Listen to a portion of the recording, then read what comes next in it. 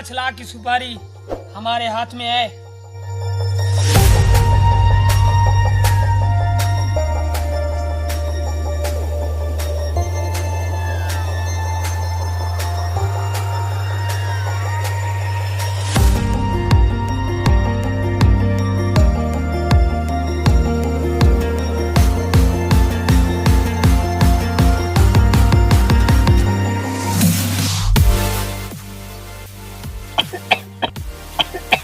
क्यों आया है यहाँ?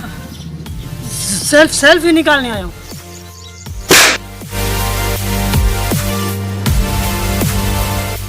पागल समझाया क्या हमें?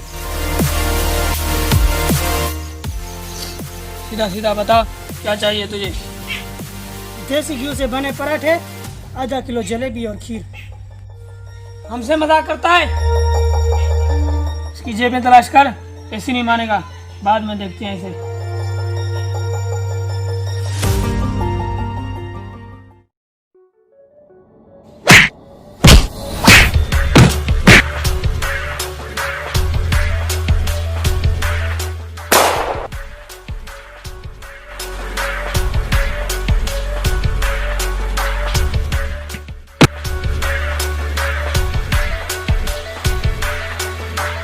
मर्द है तो ऐसे लड़के दिखा।